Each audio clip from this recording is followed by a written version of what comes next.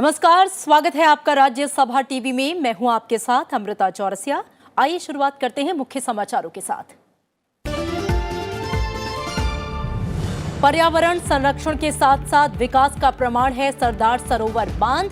नर्मदा जिले में नमामि नर्मदा महोत्सव के उद्घाटन पर बोले प्रधानमंत्री नरेंद्र मोदी। कहा, जम्मू कश्मीर समेत देश के समग्र विकास के लिए तेज गति से काम करने को प्रतिबद्ध है सरकार।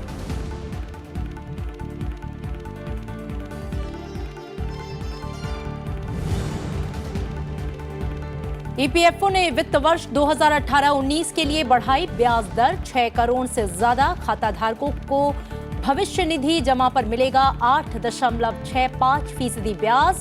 2017-18 के मुकाबले ब्याज दरों में 0.10% का इजाफा।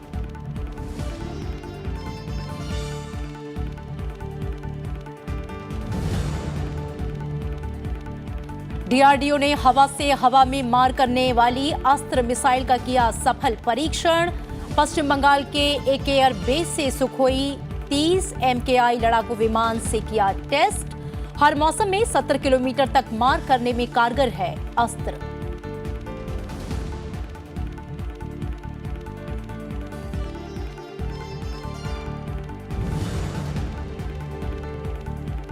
भारत का अंग है पीओके। देश का भौगोलिक हिस्सा जल्द बनने की उम्मीद। विदेश मंत्रालय के 100 दिन के कामकाज पर एस जयशंकर का बयान। राष्ट्रीय सुरक्षा और विदेश नीति के लक्ष्यों के बीच मजबूत संबंधों की स्थापना को बताया सरकार की महत्वपूर्ण उपलब्धियां।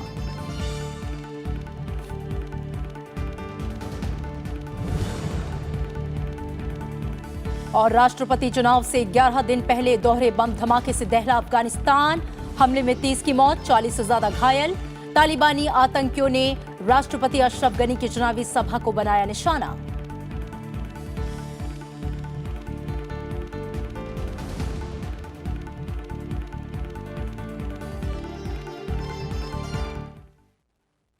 प्रधानमंत्री नरेंद्र मोदी ने अपने 69वें जन्मदिन पर देश को भरोसा दिलाया है कि केंद्र की नई सरकार पहले से भी तेज गति से काम करेगी, पहले से भी ज्यादा बड़े लक्ष्य को हासिल करेगी। प्रधानमंत्री ने कहा कि वो देश की एकता और श्रेष्ठता के लिए प्रतिबद्ध है। उन्होंने ये भी कहा कि आजादी के दौरान और बाद में जो काम अधूरे रह गए थे उनको पूरा करने का प्रयास आज पूरा देश कर रहा है। प्रधानमंत्री ने इस मौके पर देशवासियों से एक बार फिर पर्यावरण संरक्षण को लेकर अभियान तेज करने का आह्वान किया।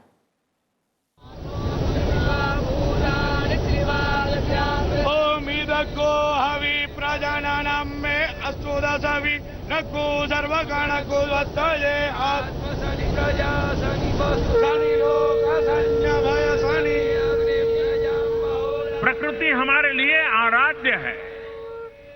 प्रकृति हमारा आभूषण है, हमारा गहना है। पर्यावरण संरक्षण से बिना समझौता किए विकास का जीवंत उदाहरण गुजरात के केवड़िया में देखने को मिल रहा है। प्रधानमंत्री नरेंद्र मोदी ने गुजरात के नर्मदा जिले में सरदार सरोवर बांध स्थल पर मंगलवार को आयोजित नमामि देवी नर्मदे महोत्सव के दौरान ये बातें कहीं। उन्होंने कहा कि गुजरात में हो रहे इस तरह के सफल प्रयोगों को पूरे देश में आगे बढ़ाना है। पर ड्रॉप मोर क्रॉप का अभियान चलाया, पानी बचाने का अभियान चलाया, माइक्रो इरिगेशन पर बल दिया, टपक सिंचाई पर बल दिया और एक जमाने में सिर्फ 12-14 हजार हेक्टेयर, आज 19 लाख हेक्टेयर जमीन, मैं गुजरात की बात कर रहा हूं, आज 19 लाख हेक्टेयर जमीन माइक्रो इरिगेशन के दायरे में है और करीब 12 लाख किसान परिवारों को इसका लाभ मिल रहा है। प्रधानमंत्री ने कहा कि गुजरात में नल से जल का दायरा बीते 2 दशकों में करीब 3 गुना बढ़ा है और इसी प्रेरणा से सरकार देश भर में हर घर जल के लक्ष्य को प्राप्त करेगी। उन्होंने ये भी कहा कि गुजरात समेत देश के हर किसान परिवार की आय को 2022 तक दोगुना करने के लिए निरंतर प्रयास चल रहे हैं। प्रधानमंत्री ने कहा कि नई सरकार बनने के बाद बीते 100 दिनों में इस दिशा में अनेक कदम उठाए गए हैं। जब यहाँ के रास्ते, यहाँ टूरिज्म से जुड़े दूसरे प्रोजेक्ट कंप्लीट हो जाएंगे तो रोजगार के अवसर और अधिक बढ़ जाएंगे। यहाँ सब्जी, फल, फूल, दूध, उसके उत्पादन करने वाले आदिवासी साथियों को बहुत बड़ा मार्केट यही उपलब्ध होने वाला है। हमें बस एक ध्यान रखना है, इस क्षेत्र को प्लास्टिक से बचाना है। सिंगल यूज प्लास्टिक से मुक्ति के लिए पूरा देश प्रयास कर रहा है। जम्मू कश्मीर से अनुच्छेद 370 हटाने के फैसले को प्रधानमंत्री ने सरदार पटेल की प्रेरणा से लिया हुआ फैसला बताया। उन्होंने कहा कि केंद्र सरकार देश के हर एक नागरिक के हितों को सुरक्षित रखने के लिए प्रतिबद्ध है और जम्मू कश्मीर के साथ साथ देश भर में पहले कार्यकाल से भी ज्यादा तेज गति से विकास के काम किए जाएंगे। दशकों पुरानी समस्या के समाधान के लिए नए रास्ते पर चलने का निर्णय लिया गया है। मुझे पूरा विश्वास है कि जम्मू कश्मीर के, लद्दाख और करगिल के लाखों साथियों के सक्रिय सहयोग से हम विकास और विश्वास की नई धारा बहाने में सफल होने वाले हैं। इससे पहले प्रधानमंत्री सरदार सरोवर बांध परियोजना के विभिन्न स्थानों के साथ ही स्टैच्यू ऑफ यूनिटी भी गए और क्षेत्र में चल रही विकास परियोजनाओं की जानकारी ली। प्रधानमंत्री ने जंगल safari, eco tourism, cactus garden, Ekta nursery, पश्चिम भारत के पहले river rafting point, nutrition park, mirror maze और बटरफ्लाई पार्क का भी दौरा किया। Bureau report, Rajya Sabha TV. प्रधानमंत्री नरेंद्र मोदी आज 69 साल के हो गए हैं। वो इस खास मौके को अपनी मां हीराबेन के साथ मनाने गुजरात पहुंचे। प्रधानमंत्री नरेंद्र मोदी ने अपने जन्मदिन के मौके पर अपनी मां हीराबेन का आशीर्वाद लिया। मां ने अपने बेटे का माथा चूमा और उन्हें आशीर्वाद दिया। प्रधानमंत्री ने अपनी मां हीराबेन के साथ खाना भी खाया और अपनी मां के पास करीब आधे घंटे रहे।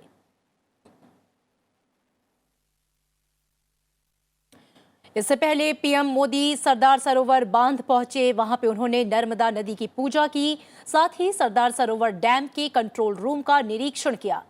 प्रधानमंत्री ने स्टैच्यू ऑफ यूनिटी के करीब में स्थित एकता नर्सरी का भी दौरा किया।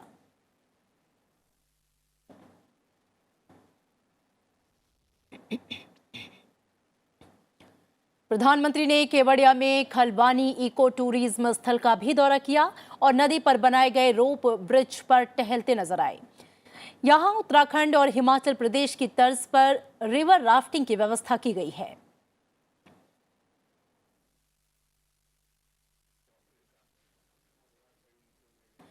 प्रधानमंत्री नरेंद्र मोदी केवड़िया ने जंगल सफारी टूरिज्म पार्क में एक विशेष जीप पर सफारी की सवारी की।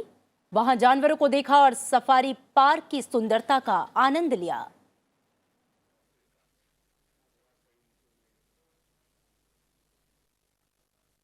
और इसके बाद प्रधानमंत्री ने केवड़िया के खालवानी इको टूरिज्म स्थल और कैक्टस गार्डन का दौरा किया। इस दौरान गुजरात के मुख्यमंत्री विजय रूपाणी और राज्यपाल आचार्य देवव्रत भी मौजूद थे।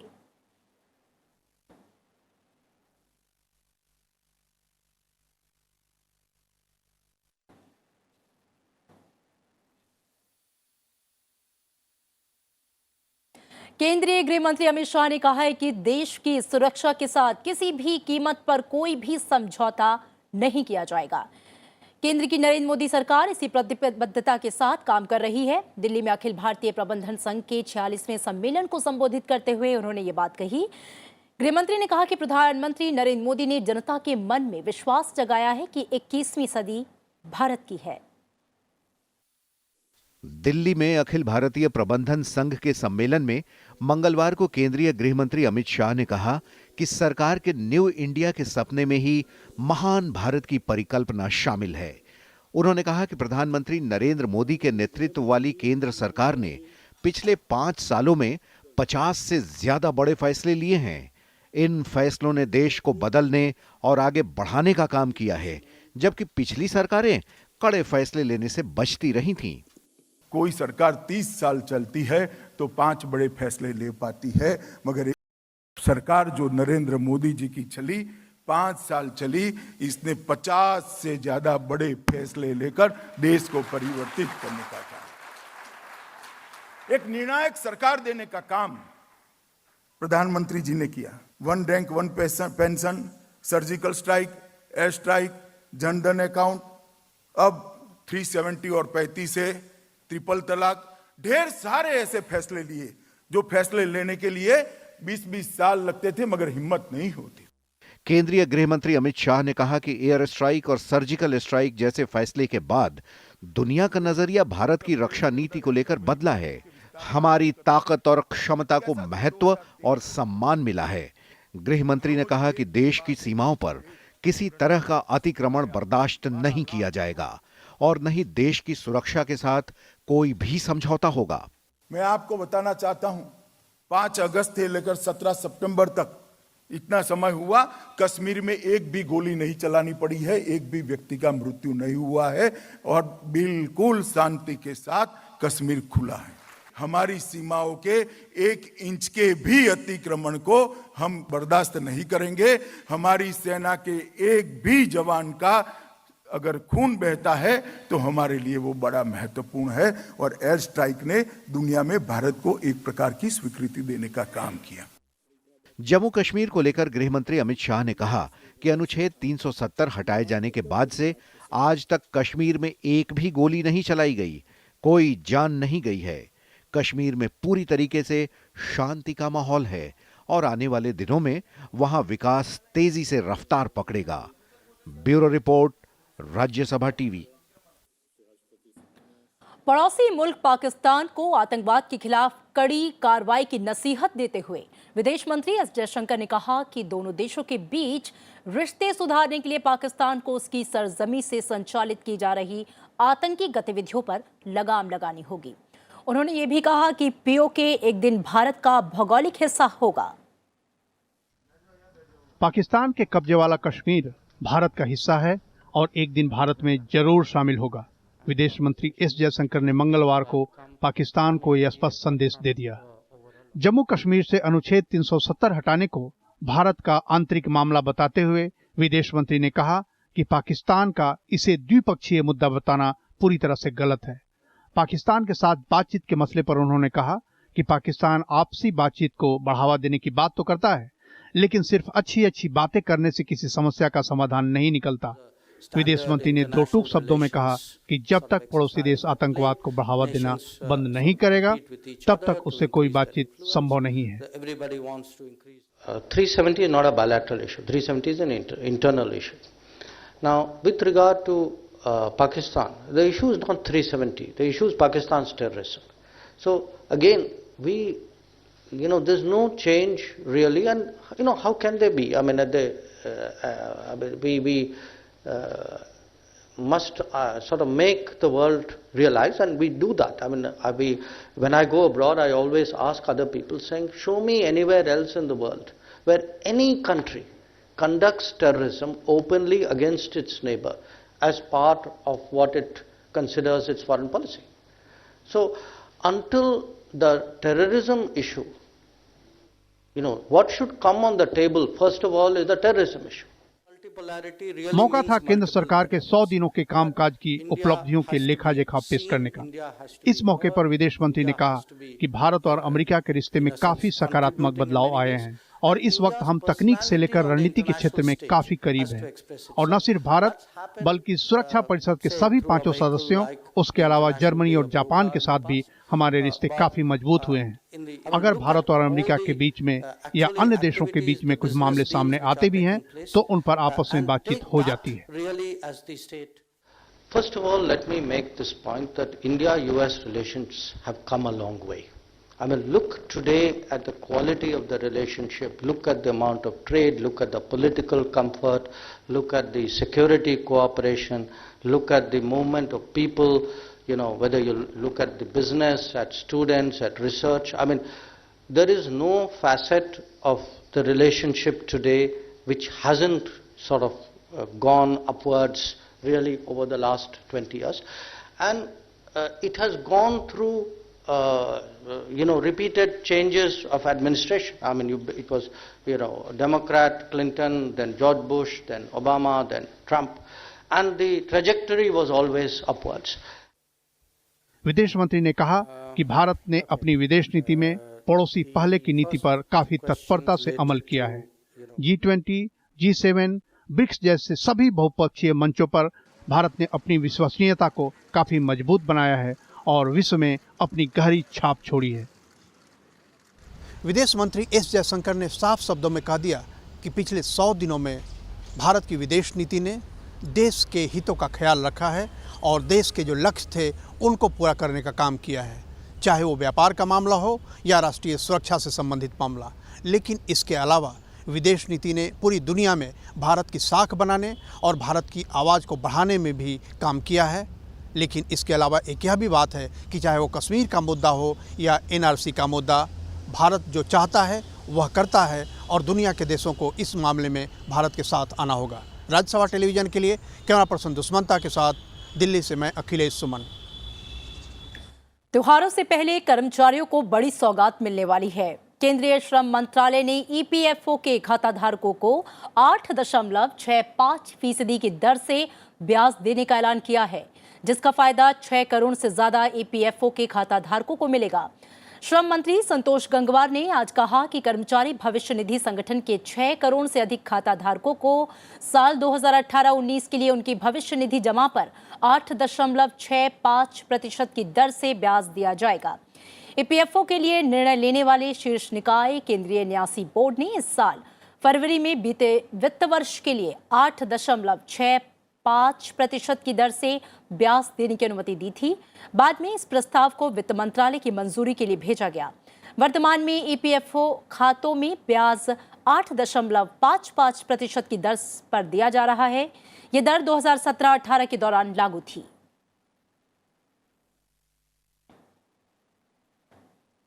और दिल्ली के विज्ञान भवन में विश्वकर्मा दिवस के मौके पर श्रमिकों और नियोक्ताओं को राष्ट्रीय पुरस्कारों से सम्मानित किया गया। आपको बता दें कि जिसमें श्रम मंत्री संतोष कुमार गंगवार ने श्रमिकों के लिए कई अहम योजनाओं का ऐलान भी किया। कड़ी मेहनत और समर्पण से उद्योग क्षेत्र को बुलंदियों पर ले जाने वाले देश के चुनिंदा श्रमिकों और प्रबंधकों को विज्ञान भवन में विश्वकर्मा राष्ट्रीय पुरस्कार और राष्ट्रीय सुरक्षा पुरस्कार से सम्मानित किया गया। इस मौके पर केंद्रीय श्रम और रोजगार मंत्री संतोष गंगवार ने कहा कि देश में कारोबार के माहौल को बेहतर बनाने के लिए आज़ादी के बाद से चल रहे पुराने कानूनों को बदल दिया गया है। हमने सारे श्रम कानूनों को जो आज़ादी के बाद से जो कार्यरत थे उनको बदलकर 4 लेबर कोड्स बनाने का कार्य को प्रारंभ कर दिया है और मुझे बताते हुए प्रसन्नता हो रही है। इनमें वेज कोड संसद के द्वारा 2 अगस्त 2019 को पास कर दिया गया है। इस कोड में हमने सभी 50 करोड़ श्रमिकों को न्यूनतम मजदूरी दर का कानूनी अधिकार दिया है। यही नहीं, जम्मू कश्मीर से धारा 370 और 35A हटने का सकारात्मक असर देश के श्रमिकों के लिए भी दिखेगा, क्योंकि मंत्रालय ने कश्मीर में कामगारों और उनके प्रतिनिधियों को औद्योगिक सुरक्षा और स्वास्थ्य के लिए तकनीकी सलाह देने वाली संस्था DG फासली का दफ्तर खोलने का फैसला किया है। फैक्ट्री में काम कर रहे श्रमिकों की सुरक्षा को सुनिश्चित करने में DG फासली का कार्यालय एक महत्वपूर्ण योगदान करता है।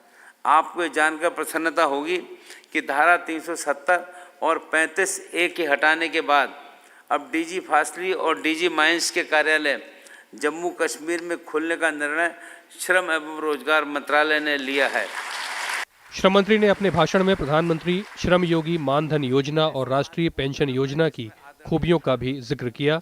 1965 से श्रमिकों का उत्साह बढ़ाने के लिए 17 सितंबर को हर साल विश्वकर्मा दिवस पर कामगारों को ये सम्मान दिया जाता है, जिनके उल्लेखनीय सुझाव और योगदान से संस्था की गुणवत्ता और उत्पादकता में सुधार हो सका है। मोहम्मद फातेह टिप्पू, राज्यसभा टीवी। देश में एनीमिया और डायरिया जैसी बीमारियों के खात्मे के लिए केंद्र सरकार स्वास्थ्य सुविधाओं का दायरा बढ़ा रही है, जिसके तहत देश भर में स्वास्थ्य कैंप लगाए जा रहे हैं। और इसी कड़ी में आज दिल्ली के निर्माण भवन में एक कैंप का उद्घाटन किया गया। आपको बता दें कि सरकार सितंबर को पोषण माह के तौर पर मना रही है।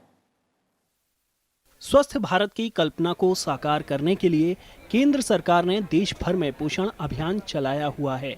इसी कड़ी में राजधानी दिल्ली में मंगलवार को स्वास्थ्य कैंप लगाया गया, जहां लोगों को एनीमिया और डायरिया की जांच की सुविधा मुहैया कराई गई। केंद्रीय स्वास्थ्य और परिवार कल्याण मंत्री डॉक्टर हर्षवर्धन ने इस कैंप का उद्घाटन किया। कैंप लगाए जाने का मकसद खून की जांच के लिए लोगों को प्रेरित करना है। इस बात की बहुत बड़ी आवश्यकता है कि देश में एक जन जागरण का जन आंदोलन विकसित किया जाए। लोगों को अपने खून की जांच कराने के लिए प्रेरित किया जाए।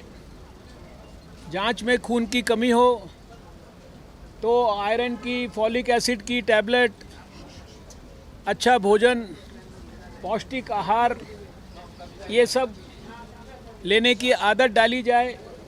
कुपोषण और एनीमिया ने देश में बच्चों और महिलाओं की बड़ी तादाद को अपनी चपेट में लिया हुआ है।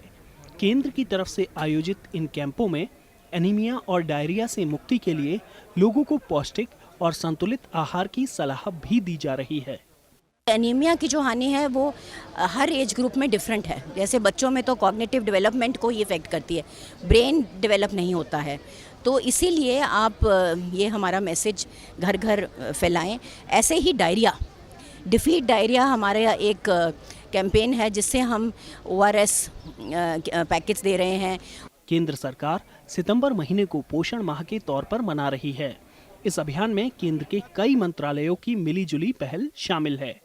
सरकार जन भागीदारी के जरिए कुपोषण की समस्या से निजात पाने में जुटी है, जिससे कि बच्चों और महिलाओं के बेहतर और सेहतमंद भविष्य को सुनिश्चित किया जा सके। कैमरामैन मनोज के साथ नवविक्रम सिंह, राज्यसभा टीवी, दिल्ली। केंद्रीय स्वास्थ्य मंत्री डॉक्टर हर्षवर्धन ने कहा है कि 2022 तक देश में आयुष्मान भारत के तहत 1.5 लाख स्वास्थ्य और वेलनेस सेंटर खोले जाएंगे। आज मीडिया से रूबरू होते हुए उन्होंने कहा कि फिलहाल 22,000 ऐसे केंद्र कार्यरत हैं। डॉक्टर हर्षवर्धन ने कहा कि प्रधानमंत्री जन आरोग्य योजना 23 सितंबर को 1 साल पूरा कर रही है और 15 सितंबर से आयुष्मान पखवाड़ा मनाया जा रहा है। स्वास्थ्य मंत्री ने कहा कि आयुष्मान भारत में 10 करोड़ प्रधानमंत्री जन आरोग्य कार्ड जारी किए गए हैं और 75,000 करोड़ रुपए इलाज के लिए खर्च किए गए हैं। स्वास्थ्य मंत्री ने बाकी बचे राज्यों से भी इस योजना में शामिल होने की अपील की है। 2022 वो वर्ष है जो प्रधानमंत्री जी का सपना है कि वो 2022 में एक नया भारत देशवासियों को उपहार के रूप में देना चाहते हैं। लगभग 1.5 lakh health and wellness centre से सारे देश में 31 दिसंबर 2022 तक क्रिएट करने का लक्ष्य तय किया गया। पनडुब्बी, INS खंडेरी और P-17A सीरीज के युद्धपोत INS नीलगिरी को 28 सितंबर को भारतीय नौसेना में शामिल किया जाएगा। रक्षा मंत्री राजनाथ सिंह मुंबई में इन दोनों के साथ विमानवाहक पोत के ड्राई डॉकयार्ड की आधारशिला रखेंगे। नौसेना के मुताबिक इससे न सिर्फ नौसेना की ताकत में इजाफा होगा बल्कि इसके निर्माण में मेक इन इंडिया की हिस्सेदारी 80% होगी। 19 सितंबर को रक्षा मंत्री बंगलुरु में तेजस लड़ाकू विमान में भी उड़ान भरने वाले हैं। नौसेना की युद्ध क्षमता में इजाफा करने के लिए 28 सितंबर को मुंबई में खास कार्यक्रम होगा, जिसमें रक्षा मंत्री राजनाथ सिंह स्कॉर्पियन क्लास की दूसरी पनडुब्बी INS खंडेरी को नौसेना में कमीशन करेंगे। पनडुब्बी स्टेल्थ और एयर इंडिपेंडेंट प्रोपल्शन समेत कई तरह की तकनीकों से लैस है, जिससे इसका पता लगाना दुश्मनों के लिए आसान नहीं होगा। ये टॉर्पीडो और tube launched anti ship missile से हमला करने में सक्षम है। इसके अलावा P-17A सीरीज का पहला युद्धपोत INS नीलगिरी को लॉन्च किया जाएगा। इसी दिन रक्षा मंत्री विमानवाहक पोत के ड्राई डॉकयार्ड की आधारशिला भी रखेंगे, जो INS विक्रमादित्य जैसे बड़े युद्धपोत की भी मरम्मत कर सकेगा। You will find that the Indian Navy's combat potential, its ability to enhance its reach and sustenance will all go up manifold. As you're aware, the Indian Navy, through its mission-based deployments and with its enhanced footprint and foreign cooperation endeavors, is already the first responder and the net security provider in the region of Indian Ocean region and beyond. नौसेना के मुताबिक इन जंगी पोतों से लेकर पनडुब्बी में 80% component स्वदेशी यानी मेक इन इंडिया है। करीब 2000 MSME इकाइयों का इसमें सहयोग लिया गया है। नौसेना ने बताया कि रक्षा मंत्री 28 सितंबर को मुंबई समुद्री क्षेत्र में विमान वाहक युद्धपोत में रहेंगे और वहां मिसाइल फायरिंग से लेकर नौसेना ड्रिल के गवाह बनेंगे। We'll also inaugurate the dry dock and has plans for spending a day at sea with the Navy on board INS Vikramaditya. That is scheduled for the 28th evening and the 29th forenoon. He will witness all the naval actions including missile firings and various other exercises at sea. रक्षा मंत्री पहली बार स्वदेशी लड़ाकू विमान LCA तेजस में भी उड़ान भरने वाले हैं। ये कार्यक्रम आगामी 19 सितंबर को बेंगलुरु एयरफोर्स स्टेशन में होगा। Hindustan aeronautics limited LCA Mark 1A विमान का निर्माण कर रहा है। प्रोजेक्ट 17 के तहत बने इस युद्धपोत से बराक और ब्रह्मोस जैसी मिसाइलें छोड़ी जा सकती हैं, तो वहीं प्रोजेक्ट 75A के तहत बने हुए इस सबमरीन यानी कि खंडेरी को समुद्र में ताकत के तौर पर भारतीय नौसेना इस्तेमाल कर सकती है। और इनमें सबसे बड़ी खास बात यह है कि 80% इसका कंपोनेंट मेक इन इंडिया है। दिल्ली में डीके पांडे के साथ पंचानन मिश्रा, राज्यसभा टीवी। DRDO ने हवा से हवा में मार करने वाली अस्त्र मिसाइल का सफलतापूर्वक परीक्षण कर लिया। मिसाइल का परीक्षण सुखोई 30 MKI लड़ाकू विमान से किया गया है, जिसने पश्चिम बंगाल में एक हवाई अड्डे से उड़ान भरी थी। अस्त्र किसी भी मौसम में काम करने वाली मिसाइल है, जिसकी रेंज 70 किलोमीटर है।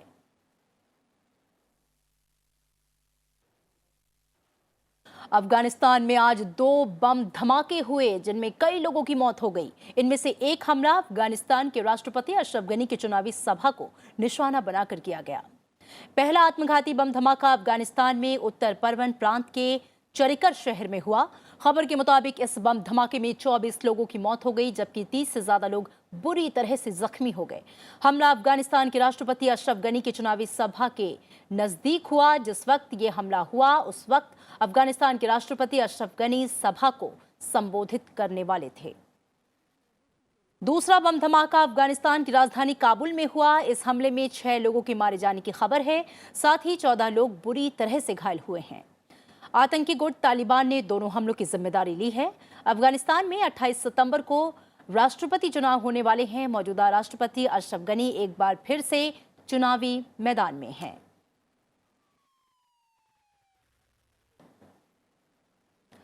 और फिलहाल इस बुलेटिन में मेरे साथ इतना ही, लेकिन आगे देखिए संयुक्त राष्ट्र महासभा की 74वीं बैठक पर हमारा खास कार्यक्रम विशेष।